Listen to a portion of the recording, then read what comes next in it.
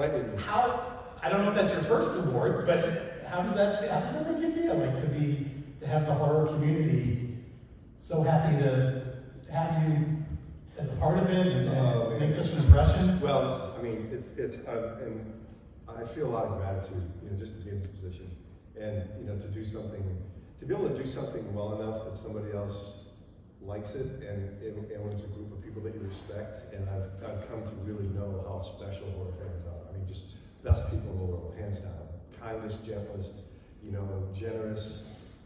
So to have any kind of love and appreciation from people you respect is, it's awesome.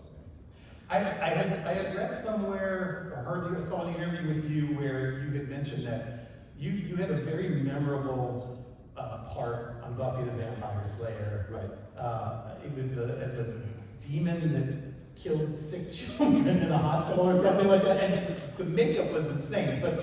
And at that point, I mean, anyone in that position, in a role like that, could probably milk the horror convention circuit for many years just based on like one role like that. And yet, I think you had decided not to jump in right then. What made you change your mind like today? Because I mean, you're playing Michael Myers / The Shape in these 3 movies, and it would be just as easy for you not to be a part of it because you've got work lined up, but I'm wondering what sort of made you change your mind. I don't know. I didn't really understand what the whole convention thing was about back then. I was working a lot, and so I don't know. I didn't have an awareness of it. Had I known what it was all about, I would have done it then. Yeah. But after when I was doing 2018, I talked to first was Malcolm Codd, and then Ryan Turek approached me, and then one other person, and then Jamie Lee Curtis finally, like within the space of like a few days, all came up to me and said, "You've got to meet Sean Clark, and you've got to do these conventions." Mm-hmm. And so in talking to them, I was like, "Oh, that's what this stuff is all about."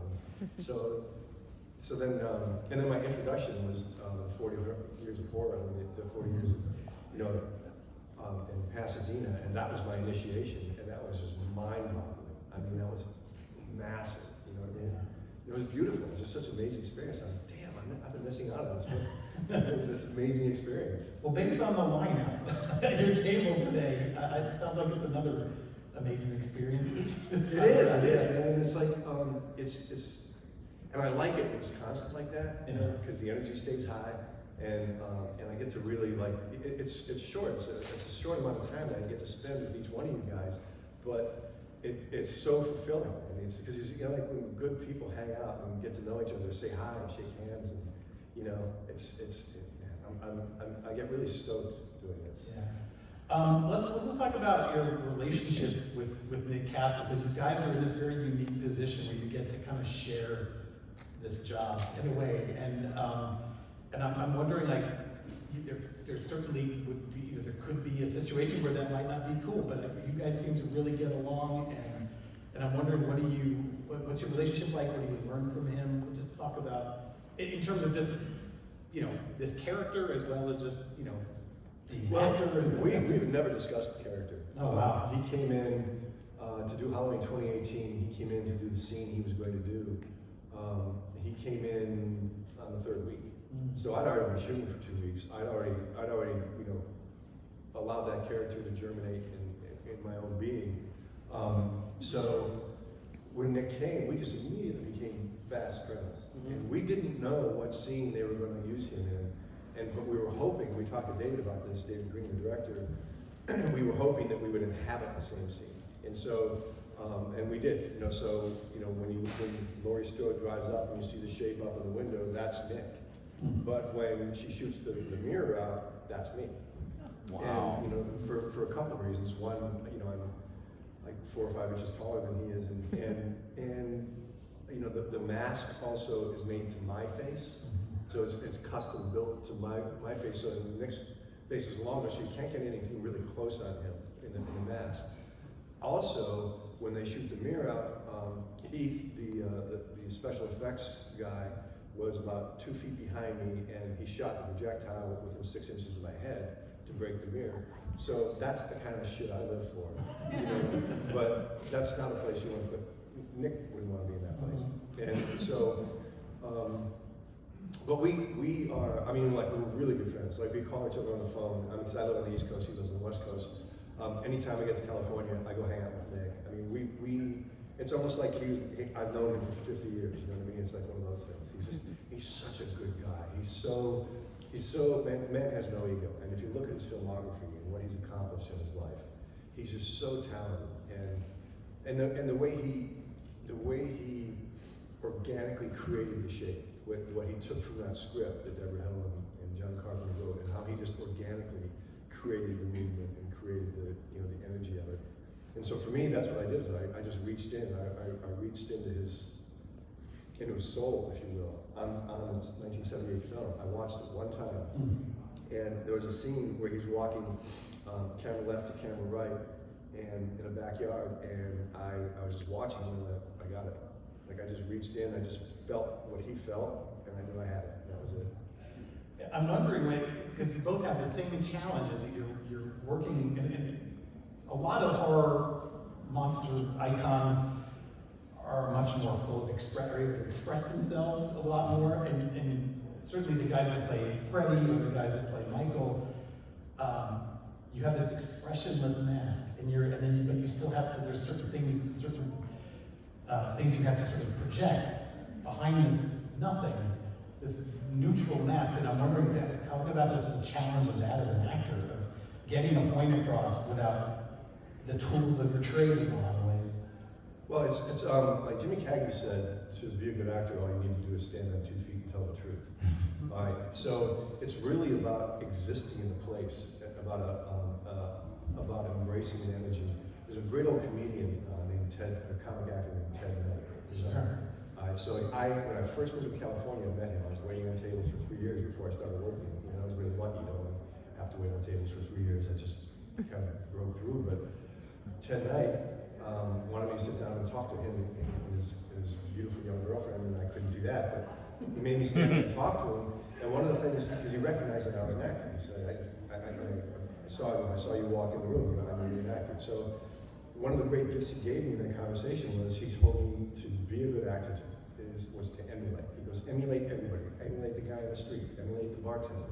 Emulate, the cab driver. Emulate everybody you can. But when you emulate them, don't point your feet the way they point their feet. Don't cock your head the way they cock their head.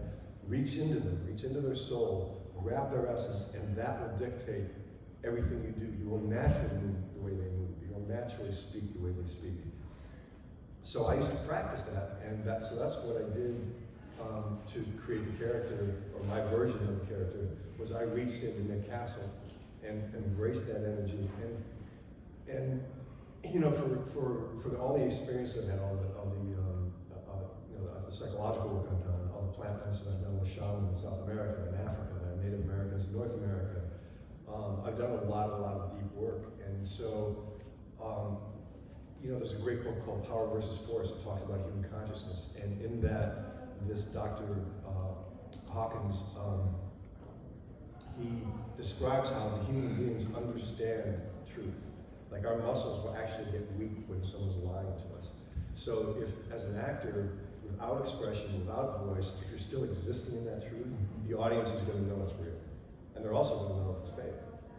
So if you get somebody who doesn't know, if someone were to play this role or a role like this, who doesn't know how to move into that deep space, the audience is going to know it, and they're going to think the movie sucks. I know this is sort of a cliche, but this whole idea that a villain doesn't know they're a villain, and Michael Myers has always been. I think in the first movie that someone says he's like a shark. He's just a predator. That's what he does. It's not about good or evil. It's just that's what he does. Can you incorporate that into your? Do you also see him as that way? Like he doesn't know any other way. Well, the way I describe it, because I don't intellectualize his character. I don't at all, and it's all about feeling. And so the way I choose to look at it is it's beyond duality. It's beyond 3D existence. It's and you're right. You don't judge a cat for killing a mouse. You don't. It's like, so in the grand scope of the universe, I mean, what really is good and evil? You know what I mean? So for me, it's just about existing in a place beyond time and space. It's a space, it's a place. That's where I go. I breathe into it when I go into character, and I breathe out of it when I hear check the gate. You know, so you're doing 10, 15, 20 takes, whatever, on a particular setup. When you hear check the gate, that means they're going to move the camera to a different position, and you're going to maybe even shoot the same scene again, but you're in a different. So as soon as I hear check the gate, I breathe it out, I allow it to leave me. And David Green told me, we were shooting 2018, he said he'd only worked with one other actor who could go as deep as I went to play this character, and he said the guy ended up in a psych ward for 2 months. My God. Yeah. Okay, we have microphones on either side of the room. If you guys want to, I'm going to ask one more question. If you want to hop over to those mics to make sure you're heard, we're recording this, so we'll make sure your voice gets picked up. You could also stay where you are if you want to just yell out, but just yell, make sure we can hear you, but just to help out. The last thing I want to know is about your, well, here, the new film, Halloween Kills, comes out October 15th. Correct. And then a year, a year delayed, but it's finally coming out. And then almost a year to the day after that is when Halloween Ends comes out. Two questions. What can you tell us anything about Halloween Kills that maybe we don't know? And have you, I don't even know where the production is on the third film. Have you started it? Were you able to get any of it shot before things shut down? Or were you able to shoot during, or have you not even started? No, we started shooting January 10th. Okay, so it's a quick turnaround. Yeah. And as far as Kills goes, I can share with you what basically Jamie is sharing. So if you look at the themes in Halloween 2018, it's there's female empowerment, there's mental illness and addiction, very real issues that we're dealing with. Oddly enough, had this come out in October of last year, this one deals with mob mentality, which I think is incredible. The writers, David and Danny and Jeff, and they're incredibly pressing. I mean, they're seeing ahead.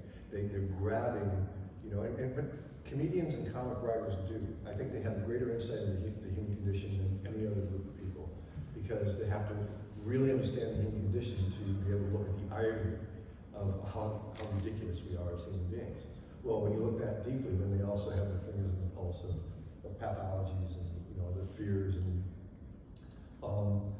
and I will say that Halloween Kills is freaking brutal. It's brutal. You tell that from the trailer. The new trailer was brutal.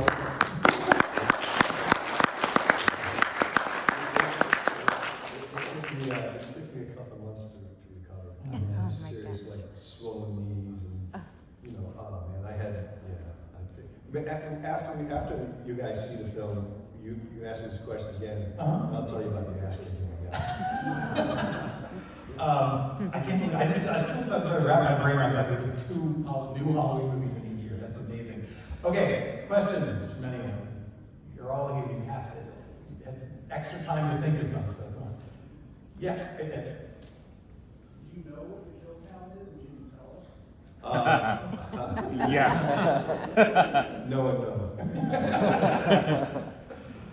Anyone else? Oh, yeah. Did the trailer give away too much? Honey, the trailer was the tip of the tip of the tip of the iceberg. I'm serious. Yeah. Cool. Who else? Yes. If you could choose any way that you want to kill someone in the future, any weapon or anything, what would you choose? In real life. I'm partial to swords. I did a show. I started martial arts in 7th grade.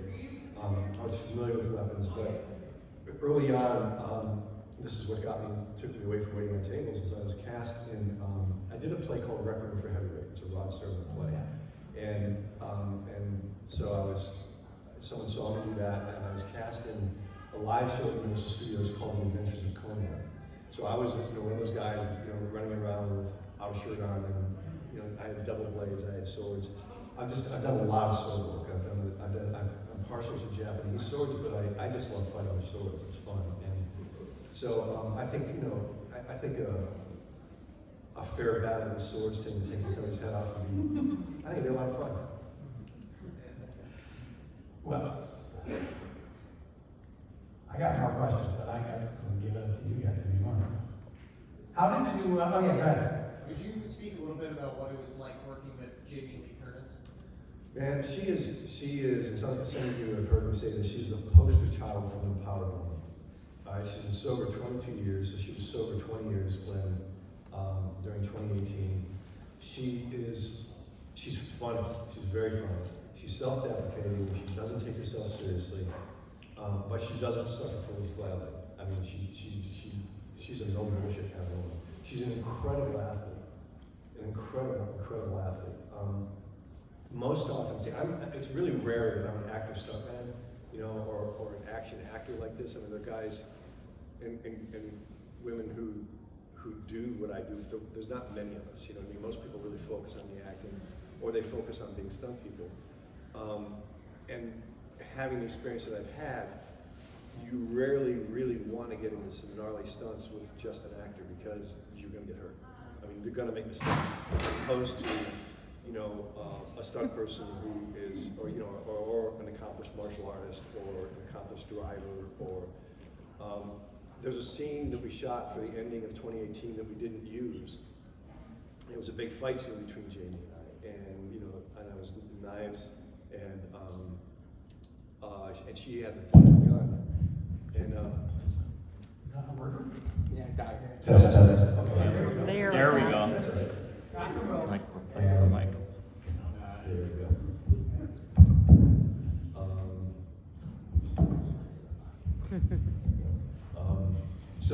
So in that fight scene, and keep in mind, you know, we're doing 10, 20, 30, 40, 50 takes of things sometimes. So there's a scene where I'm holding the blade down like this, and I throw it out, and she swings the rifle like a baseball bat, and I was like, oh shit, this is she hit it, the knife. I was like, well, that's a good shot. 30 takes. She never missed. 30 takes. And she swung it like she was going for the fence, man. She just, boom! Just knocked the blade out of my hand. 30 takes, it didn't hit my hand. That's what kind of athlete she is. Yeah, I mean, she's amazing. She's just amazing. She's just an amazing human being. We agreed when we did Howling Kills. Well, we talked about it in 2018. We have a lot in common. We have a lot of respect for each other. We enjoy each other's company, but we don't want to be friends right now. So I mean, and it's really, I mean, it's important because she is carrying so many levels of emotion and everything. I mean, I can breathe into my space, do what I do, and breathe out of it. But she's got so many conflicting emotions going on that we decided to wait until after we shoot Halloween Ends, and then we're gonna get together and hang out and you know, talk about all the things we love to talk about. So, but dude, it's an honor to know her. I mean, it really is. She's an amazing woman. I was going to ask you, when you're in a film where you're playing a character that everyone is literally trying to avoid, do you just tend to separate yourself from the other actors, or was that not the case in this? No, I did. I did. I like in between takes, I generally would stand off to the side or be away from other people. I didn't often get together with anybody, and if I did, it was you know, like the camera department or the director or the stunt coordinator. Andy Matichek and I have become very, very good friends, and so we got together and had dinner a few times, you know, but only a few times, and because really, you know, it's keeping the reality of alive. You know, it goes back to standing on 2 feet and telling the truth. These people need to be, you know, verifiably afraid of what I'm gonna do. It makes sense. And it's a lovely existence. Yeah. Any more questions? We got everyone's on. Yeah. What was your personal favorite kill in Halloween 2018? Well, I had kind of two, because one of them is, you know, the window scene, because if I were going to take somebody out, that's the way I'd do it. I'd come in really stealth, really quickly, kill them, and leave. You know, and that's the way, you know, this mafia hitman that I knew back in the day. And then when we got out of prison, and he was my housemate for a while. He stayed with me. I wrote his life story. I got to know him. I knew him for several years until he disappeared.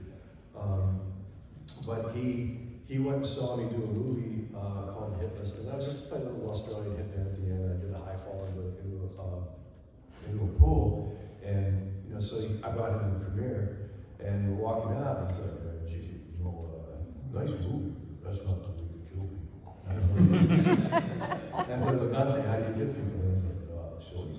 And so we were about it, and the guy was amazing with a knife, amazing with a sword, any kind of weapon. The guy was just clinical. So that would be the way that I would kill somebody.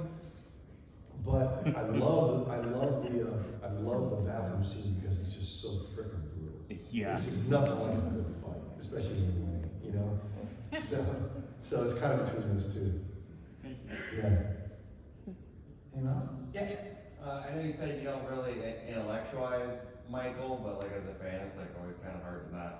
And it's like with the characters in the movie to itself is we imprint our own views of what we think Michael is onto him. Right. I was just curious, like, was there anything within his own inner workings? Like, was there a difference between being incarcerated for 40 years to then all of a sudden being back in Haddonfield, or is this all just one linear kind of thing for Michael from his perspective? Well, again, I think I think you defined the answer because it's really it's a blank canvas for the fans, and even if I did intellectualize, I haven't, so I haven't thought about any of that. If I did someday, maybe I don't know, 10 years down the road or something like that, and when I decide I want to go back to school and get a PhD in psychology and do my dissertation on how fucked up Michael Myers was. Yeah, I might think about it then. Right. Yeah, good question. I mean, and it's a fair question, and I think it's beautiful that so many fans ask these questions about this character because there are layers and layers and layers and layers of the reality of this character is. But I think, at least what I attempted to do, and I believe what McCastle did so successfully, was create this organic reality and then allow that reality to dictate everything that happens. Because how much of life do we go through and not really process and think about what it is we're doing or why we're doing it, right? So, but ask me in 10 years. Okay. Anyone else? We got time for one, two more. Okay, let's go over here first and we'll get to you. Those will be the last two. Yeah. Do you have any personal opinion on the nod to part 3 in Halloween Kills? Personal opinion? No, I'm sorry, I couldn't hear you. On the nod towards part 3 in Halloween Kills? So, in terms of, I mean, the secrecy around 3 It is in the trailer. is on steroids. I mean, so, getting in, like, there's no visitors on these sets. I mean, rarely. I mean, and if there's a visitor, it's because they're really important somehow, integral to either a person or, so the secrecy surrounding Halloween Kills was jacked up from 2018. The secrecy surrounding Halloween Ends is insane. It's just insane. Because, I mean, we just can't talk about anything, So, all I can tell you is the people who've seen Halloween Kills, the final edit, believe it's even better than 2018. And if you trust the insane, beautiful, creative intelligence of David Gordon Green and Danny McBride, and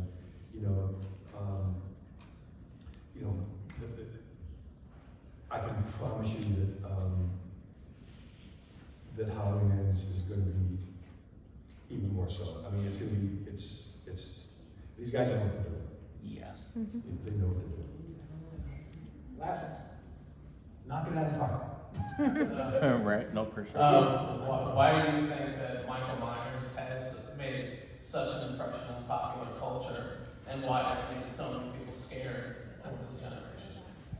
Well, without getting into Michael Myers, I think it goes back to my observation that, and I think several of us here had this conversation. I really believe that horror fans work out their pathologies subconsciously by immersing themselves in horror. For instance, you know, when Ronald Reagan was the attempted assassination of Ronald Reagan, his astrologer, or Nancy's astrologer, told him that he was going to be assassinated, and so the object was for him, he and Nancy, to watch as many hit films as they could, as many assassination films, to immerse themselves in. So I think there's definitely a pattern of people who really love watching horror and therefore are affected by characters like Michael Myers. There's a natural inclination to that sort of self-healing. They found a safe place, like we have found a safe place, and so I think attraction is primal. I think I would imagine people have been telling scary stories since we started being able to speak. And we probably also been scaring each other since, I mean, Katie and I were probably jumping out of trees and scaring each other. I mean, so I think, I see it as a really healthy thing. Yes, there can be very sick individuals who, are very mentally challenged or emotionally challenged individuals who can take it too far, but it's rare. I say, by and large, I see this as a very healthy endeavor and practice. So please go visit James at his booth, well, tomorrow, I guess. It's closed now, but go visit him tomorrow and spend your entire time with him trying to pry more information out of him. Right. Posted Halloween kills. I'm not getting fired. But yeah, James, thank you so much for being here. Thank you. Yeah! Stick around for the Friday the 13th by 5 staff reunion.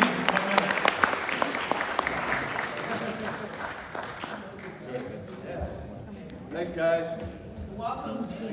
Holy crap, thank you.